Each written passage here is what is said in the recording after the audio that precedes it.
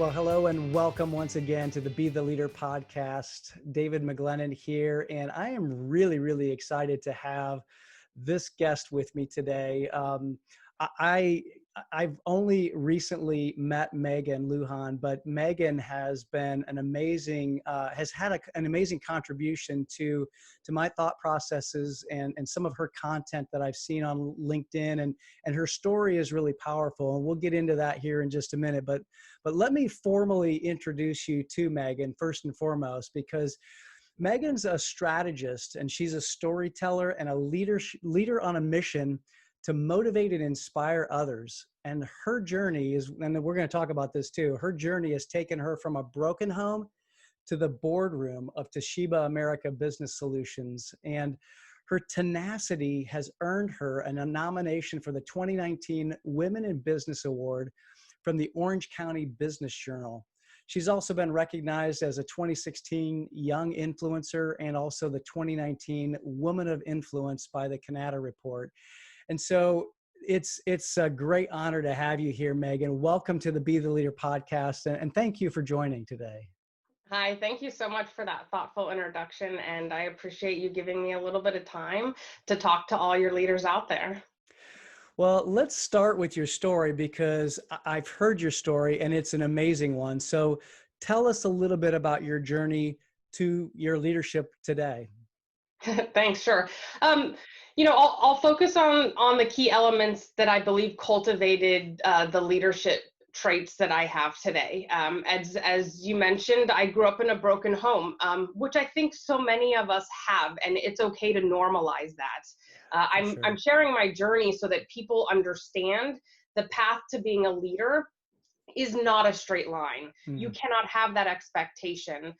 My journey in childhood was a zigzag, and if anything, that prepared me to be the leader that I am today, because that also has been a bit of a zigzag.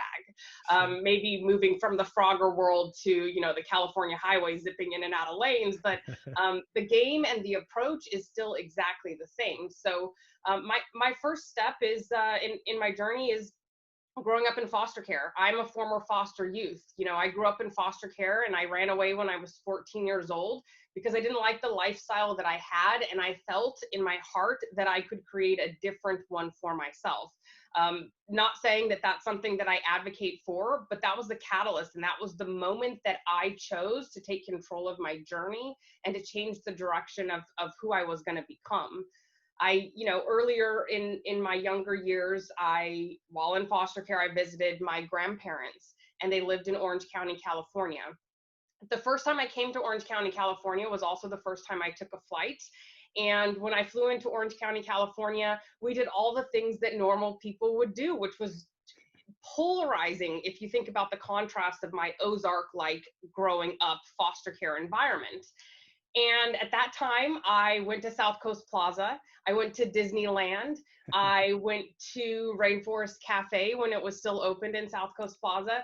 And I was immersed in this experience, this energy, this culture, this vibe, these business women out there that were hustling and bustling and doing things that seemed important to contribute back to this big world that I just got exposed to. And at that point in time, this little blue flame inside of me just turned on. And I saw the definition of what I believe success could be for me, right? So at 14 years old, I had already had this map of what I thought I could be and who I could be. And I wanted to figure out how to do that. So I studied. I learned from, the Zig Ziglars of the world, the Dale Carnegies of the world on how to win friends and influence people. You and I talked about the earlier jobs in my career, which were Kirby vacuum cleaners. Yeah. I mean, like, no pun intended, but you have got to have some grit. Absolutely. With that kind of a sales environment, right? Yeah. And I think that, starting out going to high school and not having the college path provided to me as an opportunity, I became a salesperson. And the skill that you have as a salesperson is, communication, because I will tell you that closed mouths don't get fed. You've got to be able to ask for help, right? Yes. So that's a little bit about the front end of my journey of just, trying to figure out what I wanted to be, which was what my why was, who and where, and my vision attached to that.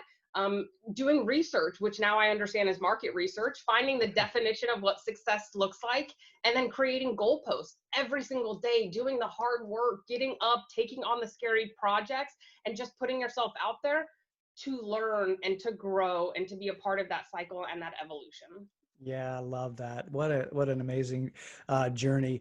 You said something earlier, and it was in as you were talking about your story about taking control. And I love that phrase because I think so oftentimes we think that we just are at the whim of, whatever happens to us rather than actually creating our path. And so talk a little bit about the things that you did to actually take control, because I love that. uh, I'm going to rattle people's perspective here a little bit, because control was something that I never understood. I don't have a definition of a successful family framework, right? So Mm, the self-imposed perception of what I was supposed to be did not exist already. I wasn't put on a path by parents, mentors, teachers, advocates at school, guidance counselors, etc. And I wasn't told this is what you're good at, this is who you should become, and this is where you need to spend all of your time and energy. So it wasn't the abrupt definition that we assume control to be, like taking something back, right? sure. For me, I will translate that into being intentional. What Mm, I realize is intentionality is driven from your actions, where you spend your time and energy, or for you folks who have your screen time monitored, where you put your yes. screen time, Yes. is showing who you are and your energy and what you're putting out there and the activities that will build an outcome, right? So this is Mm, results driven, yeah. cause reaction, there's an effect to every situation. So what I realized earlier on was things hurt if you're not intentional, Yeah. if you're not prescriptive, if you don't have a purpose behind an action. They don't yield the results that you want. So the basic binary example I can give you is in just having gas in my car. I had to Yeah. be intentional. I needed a job. I needed to put gas in my car to do the things that I wanted to do. And it was being intentional in the small little things every single day that created character, that created behavior, that created a framework, that shaped a discipline, that built a career path, that shaped into a passion, that allowed for me to go out and share my journey with you guys, right? So Yeah. the thing I would tell you is you've got to be intentional on where you spend your time and your Mm, actions, and you've got to figure out what your purpose is and why you're doing that. yeah. One thing I'm really convicted in is just having passion in the things that you do, because I will tell you, I've spent a lot of times on uh, dating hobbies, I guess you could say, Oh, right? sure. I'll Sure. give a great example. There in the room next to me is a guitar that I told myself I would spend more money than something you could buy on Amazon and get in 2 days. I would go in Guitar Center and I would buy that guitar because I wanted to, again, pull that energy back of an activity I did in my youth, right? That thing has sat over there. I have not done anything with it, but I have gotten my nails done multiple times and I have clicked 1,000, a million things on my computer, right? Yeah. What I realized was I wasn't spending the time in that, and I had to get real with myself and realize that I didn't actually like that. That wasn't really a passion I wanted to pursue, Yeah. something I was interested in. So my point is, where I chose to spend my time, what I was intentional in doing, which actually was gardening, because I love the art and the science behind it, right? Yeah. That was what I was intentional with. That is what my passion was. That is where my why existed. And I Mm, needed to find a way to pursue those things and not drain myself on things that I didn't like. So it's just being intentional in your yeah. approach. Oh gosh, I'm trying to contain myself because I love that word. Matter of fact, the day that we're recording this, I actually created a post on intentionality, and it's one of the most important things I think in my life. It wasn't always that way, but I came to the realization that I needed to be more intentional if I was going to get the results that I wanted to get. And Yep. so I think that's what I'm hearing as the message is that look, if you want the results, if you say you want this thing, this goal, this dream, whatever it is, you need to be very intentional about what is, you may not necessarily know all of the steps to get there, but what's one thing that you can do to get there and take that Totally. step and take it intentionally? Yeah, and as an adult, you're responsible for your level of situational awareness, right? You're Yeah. going to go through learning cycles. And I hope to God you can at least pause and say, wow, this one felt like that last one, Yeah. and realize a lesson from that and get yourself out of that cycle, right? So it's, if you find something you don't like, realize why you don't like it. If you're doing something that isn't feeding you, understand why. If there's Mm, something you're really excited about or you find yourself spending way too much time doing, figure out why you're doing that, right? yeah. But I'm curious about your story about being intentional a few years ago. One thing I love to understand and uncover are those moments of impact in people's journeys, right? In marketing, we call it an MOI, and we always seek to Yeah. find that in our content that we release out there. Yeah. What was the moment of impact for you where you realized intentionality was your approach forward? Gosh, I mean, I love that you asked that question. I go back to a moment when I was in an airport and I was traveling. I was traveling all the time, like probably 90% of the time. I was leaving on an airplane on Monday and getting back on a Wednesday, a Thursday, Friday sometimes. And this particular occasion, I was on a business trip. I think it was a Thursday evening, and I was trying to get home. I can tell you exactly, it was LaGuardia Airport. And if you've Lucid. ever had, yeah, I mean, if you've ever had any kind of a minor delay there, Oh yeah, it's a domino left effect. in And that airport. yes, exactly. So I'm sitting there. We have a little delay because of a maintenance issue, and I always want, the pilots to take care of the maintenance issues. But what that did is it We set all us do. behind. What's that? I said we all do, trust me. Absolutely. Yeah, absolutely. But it set us behind, and 30 minutes or 40 minutes makes a difference in Yeah, LaGuardia. And yeah. I just remember the pilot, we were taxiing out to take off. And the pilot came on and said, "Hey, ladies and gentlemen, thanks for your patience. We're in line, but sit back and relax. It's going to be about an hour because we're 34th in line to take off." And I'm sitting there looking at my watch going, "Oh, crap. It was going to be tight anyway to get to my son's concert." And it was really about at that moment that I said, something has to be different. And I need to be, when I'm traveling, I need to be intentional about traveling. And I need to be careful about my scheduling.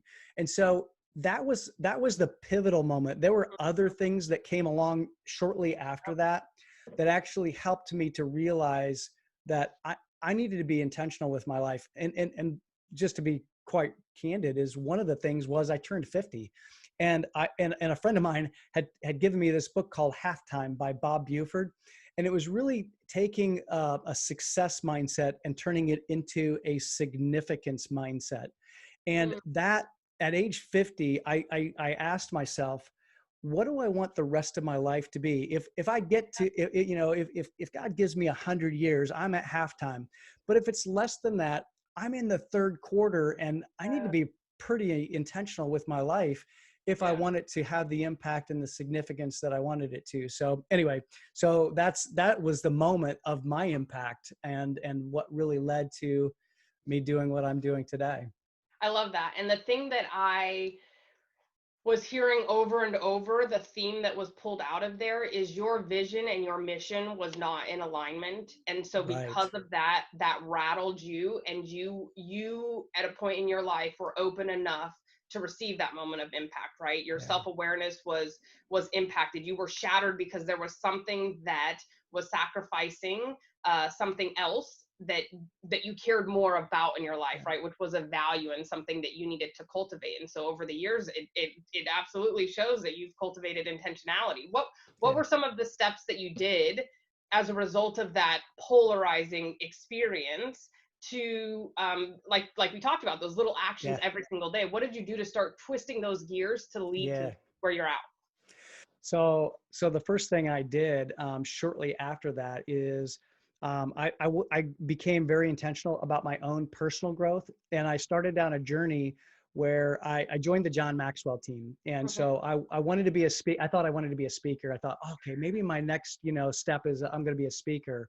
And then I learned to be a coach. And so So I took that step and made a huge investment in myself. And I've continued to make big investments in myself because I figured Yep. that I'm my best asset. And Yep. so Yep.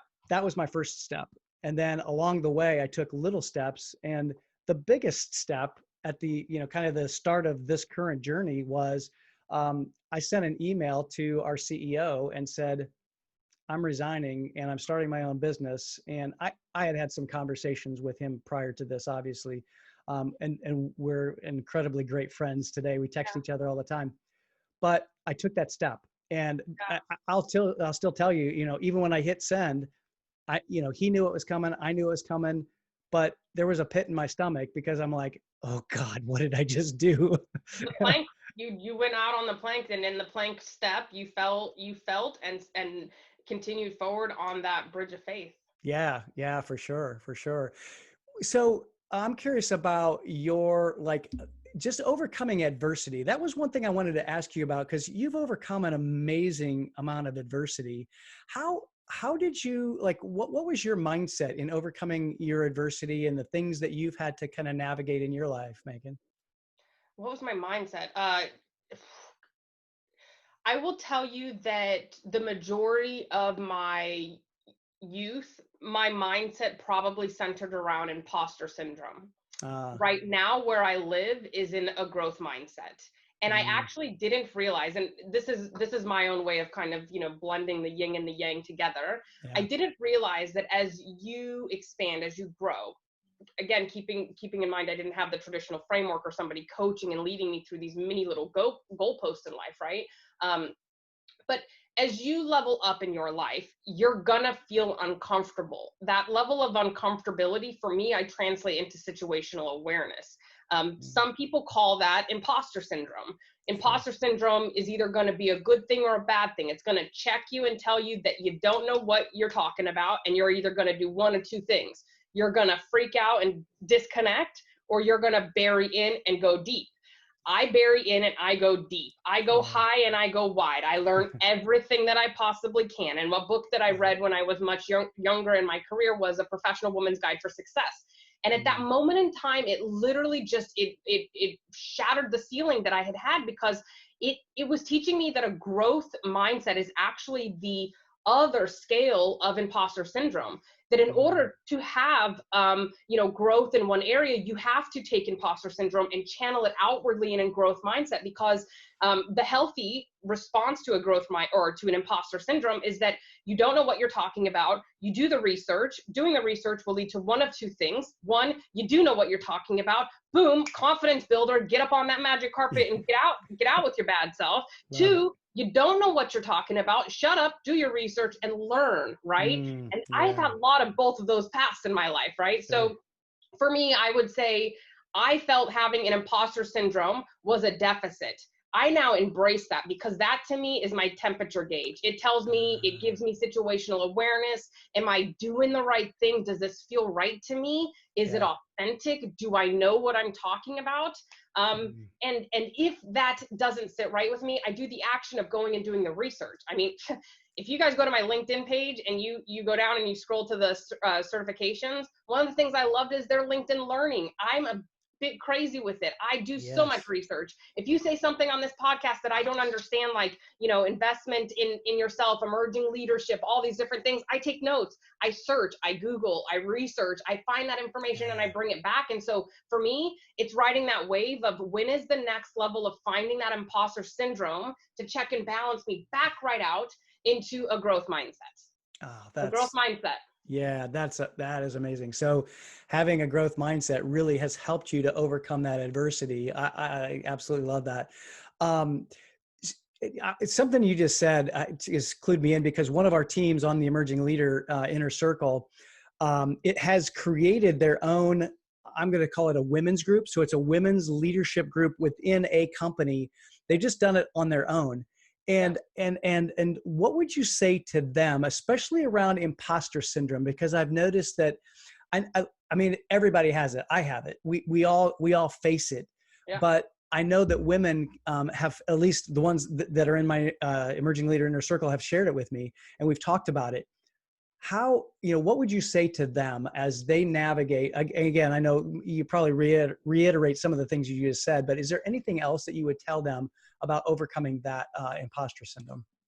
Yeah, we're our own worst enemies, and also the women that we're around can be those worst enemies. So what Mm. I will tell you is, if you have this feeling inside of you, it's coming from something. It's either a check and balance you need to make, or somebody seeding something inside of you. So if somebody is out there and you're not being community over competition minded, if you're not holding the crown for the next queen to stand up and adjusting it for her to be able to have that space in that moment, you need to check your own values, right? Yeah. So the overall approach in leadership is to get really uncomfortable, because that's where you figure out how to help the other folks who are struggling, right?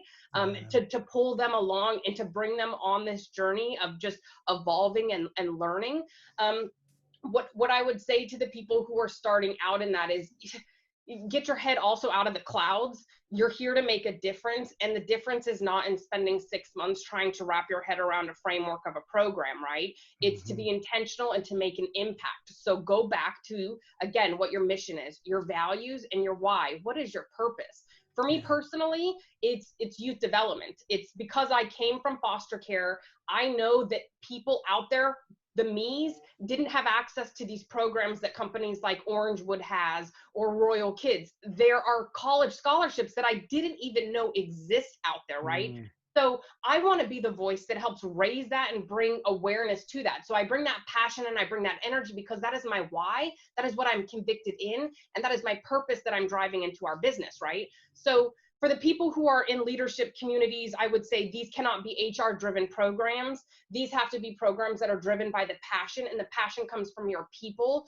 So do two things on the front end: get your data and figure out where you're at, establish your spec and your benchmark, right? Where are you deficit in your organization, and what areas do you need to backfill? That creates your mission statement. And from there, your results, which is your goal. We are deficit in these categories. Our business mission is to attach this percentage of growth to the deficit in, Black leadership, in women in technology space, right? We want to, in the definition of diversity of thought, not highlighting one group over the other, but bringing diversity of thought to it. We want to elevate everybody's voice to the table. And so for that, we are highlighting areas of misrepresentation in our organization. And here's the benchmark that we feel we can get to.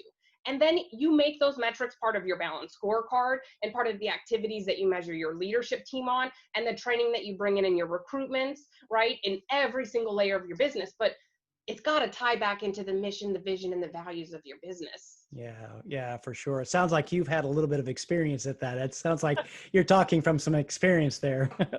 It's something I'm passionate about, right? If you're passionate about it, you seek the foundations, and you're thoughtful in your approach. And so I have the opportunity to work with our great leaders at Toshiba.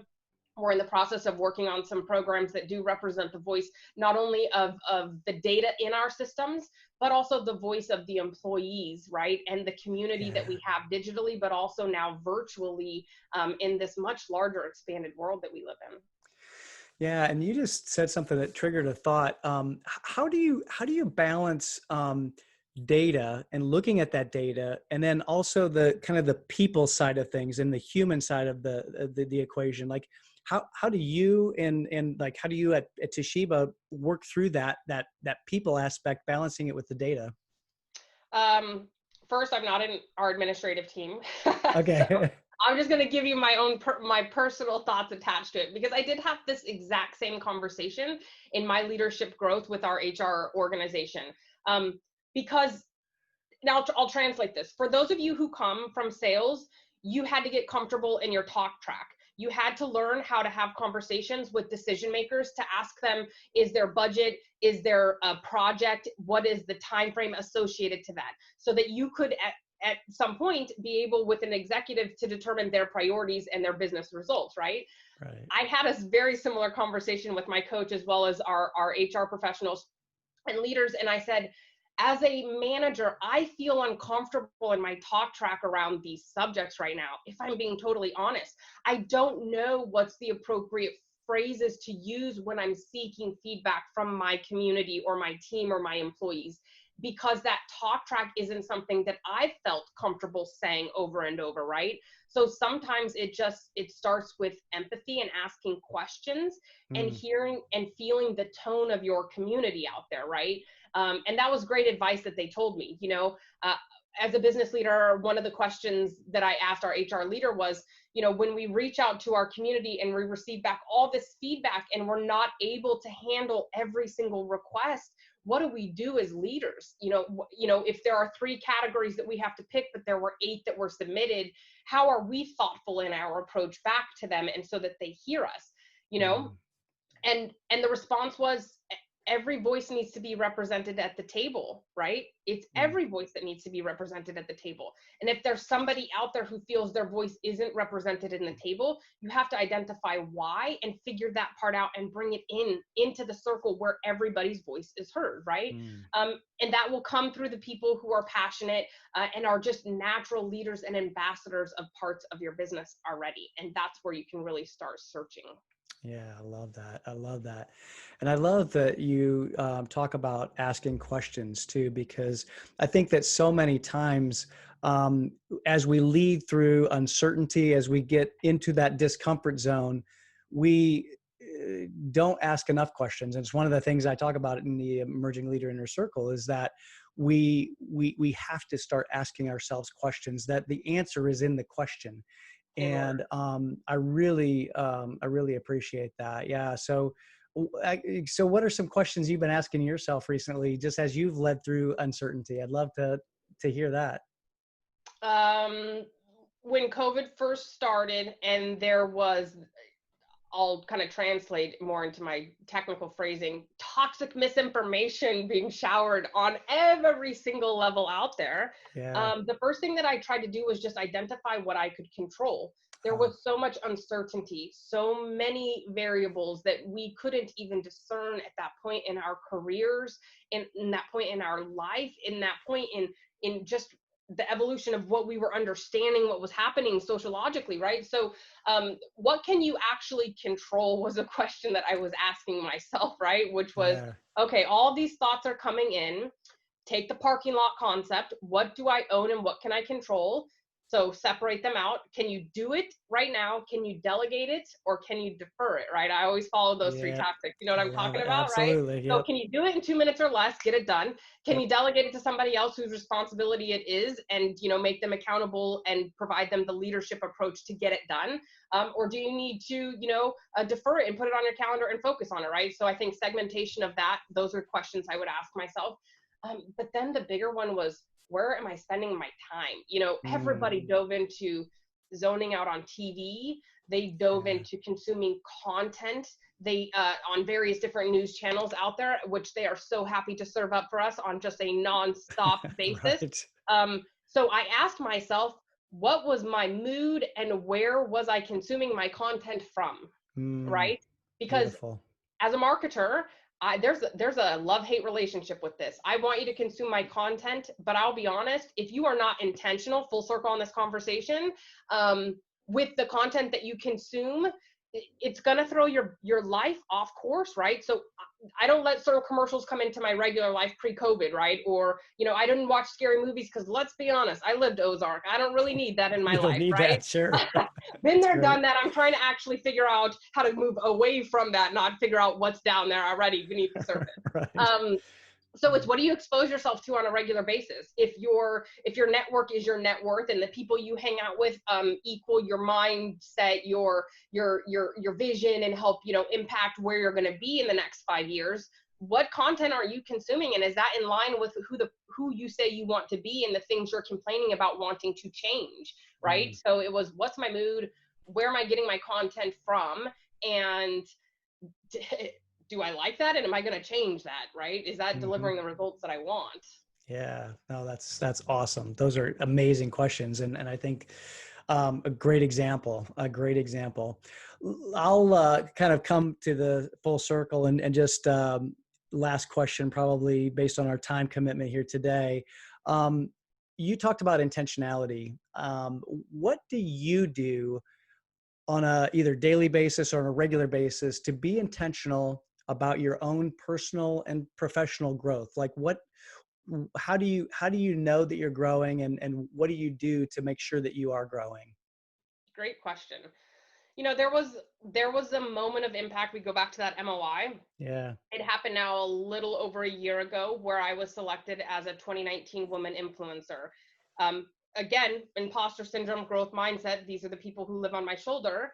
That moment, it rattled me to my core, because for one, I had this emotion of, oh my God, I've been recognized for something. What does that mean? I'm just Yeah. over here humble hustle working, and on the other side, I was petrified because I had to tell my story, which, I will be honest, starting in sales, I know every way not to tell my story. I know Sure. how to weave and bounce and pop and pull, and because I don't have a good response to 90% of the icebreakers that you would have in starting conversations, right?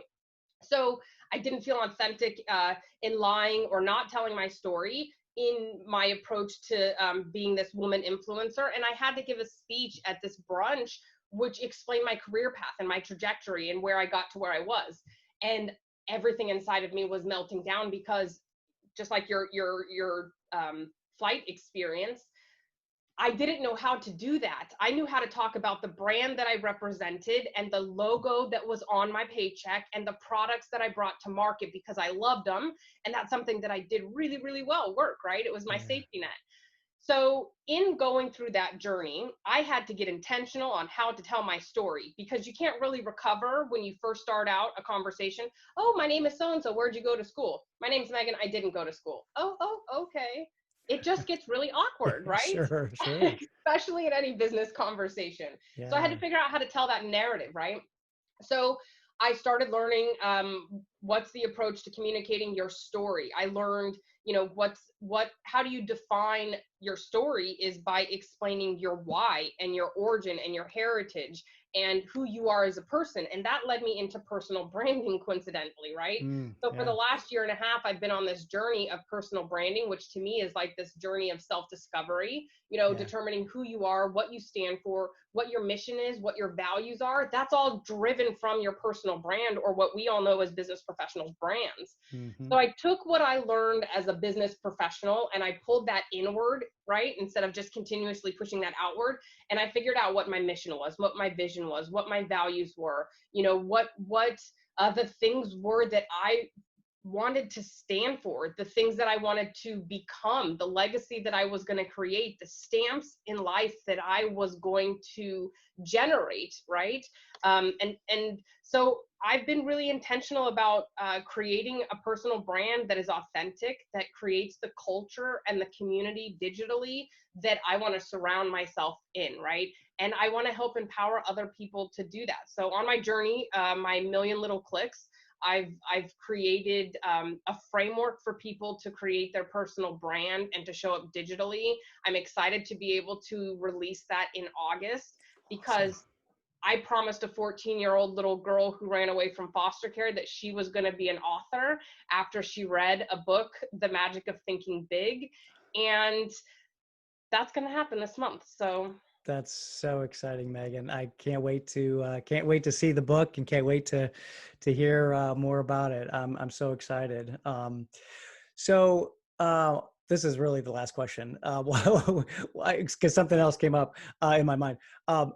So if you go back to that 14-year-old, and actually maybe even fast forward to the 20-year-old version of yourself, what would you tell that 20-year-old version that probably has been the most important thing that you know now that probably you wished you knew back then? God, I need to write her a book, to be honest, because things would be just. Yeah. Well, I'm gonna write that 14-year-old a book at some point, because things would be a lot easier. Yeah. The number one thing that I would say is the definition of who you are on paper does not determine your path forward. Oh gosh, that's so I powerful. was the definition of the least likely to succeed. I probably have more case files and paperwork on me as a foster youth Mm, than most people will ever generate in their adult life, hopefully. The definition of who I am on that paper is not the person that I am today. And when I realized the person that I wanted to be wasn't too far away from the person that I am, I was able to make that change. So Mm. harness your dreams, your goals, your desires, tap into the resources that are out there. My God, the very few things that I had access to, I was able to cultivate and create the life that I have today. And I just want you to know that you too can do that as well. I love that. That's what a great note to end on. Thank you, Maegan. I thank you for sharing your journey and your leadership and really your path, and just kind of even a little snippet into your journey to growth and having that growth mindset. I really, really appreciate that. Thank you. I appreciate you creating the space to normalize the path to success and what the definition of true leadership is. You know, as leaders, we have to realize the things we went through created pain, which turned into passion, which resulted in leadership. And we are leaders for those reasons. So you must Yeah. embrace the things that create imposter syndrome and turn that into a growth mindset and be intentional in how you show up digitally and start charting your own course, because the definition of who you are on paper is not the path forward that you will take. Yeah, yeah, that's so beautiful. So, how can people get in touch with you if they want to reach out and just give you some response back to this interview? My primary social hub is on LinkedIn. So LinkedIn, search for Maegan Lujan, Maegan, Lujan, Lujan, or just hit me up on my website. Google's always a great place to start. If you're on any of the other platforms, you can find me. Awesome. Thank you so much.